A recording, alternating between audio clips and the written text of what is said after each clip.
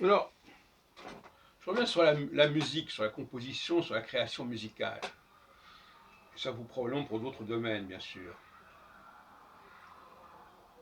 Entre, par exemple, ce que je viens de produire, là, vous n'avez pas entendu, vous pouvez l'écouter sur une vidéo qui vient d'être mise en ligne en même temps.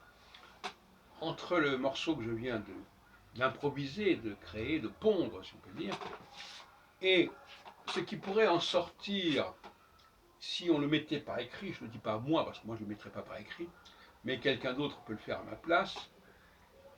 De ce côté, niveau musical, je suis plutôt un analphabète, complètement. Je ne sais ni lire la musique, ni l'écrire, mais je sais la produire. C'est quand même le fondamental. Eh bien, de la même façon, entre le fait de lire un livre écrit par l'auteur lui-même, ou par quelqu'un d'autre, enfin par l'auteur lui-même généralement, c'est ça tout le problème d'ailleurs, c'est qu'il y a une confusion. Puisque c'est la même personne qui pense et qui écrit, on va croire que c'est la même chose, mais pas du tout. L'écriture, même quand j'écris quelque chose, c'est pas la même chose que quand je parle. Il y a des intonations, il y a des silences, il y a des processus qui sont gommés à l'écrit. Et c'est vrai, bien entendu, en musique.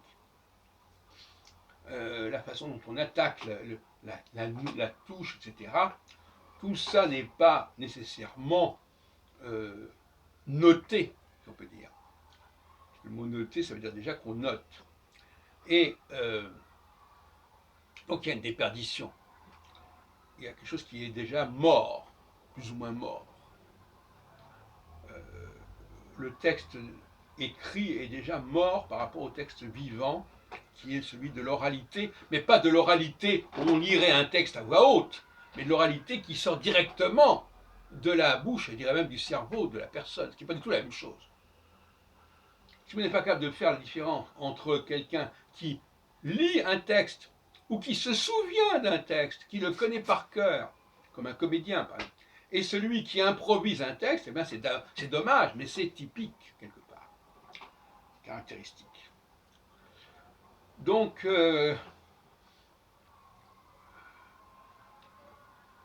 est-ce que on n'a pas d'enregistrement, évidemment, de Descartes, de Kant, ou de Hegel, et même de Marx.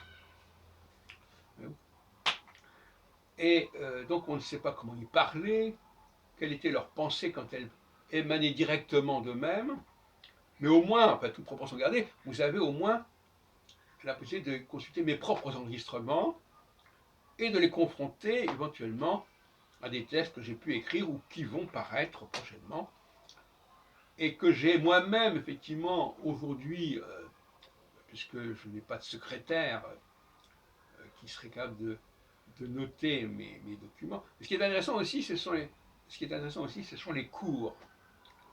Vous savez, on nous dit souvent euh,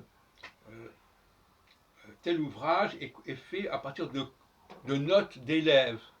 Voilà. Les polycopies, enfin non, de notes, les élèves ont pris des notes et nous ne savons les enseignements que par les notes qui ont été prises par les élèves. Donc des élèves plus ou moins attentifs qui ont restitué certaines choses et c'est comme ça que nous connaissons certaines œuvres.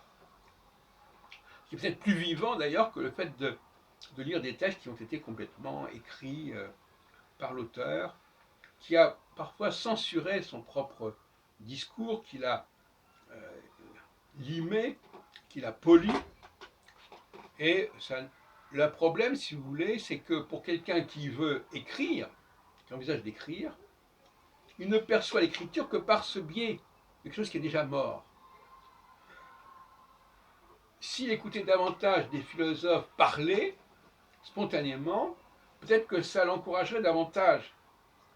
Parce qu'il y aurait une fluidité, il y aurait quelque chose, une progression qui ne figure pas nécessairement dans l'écrit. Et je voudrais terminer sur la question du sifflement, puisque la plupart de mes œuvres pianistiques sont balisées par une forme de sifflement. Le sifflement est intéressant parce que on voit le sifflement se former. Vous voyez ce que je veux dire?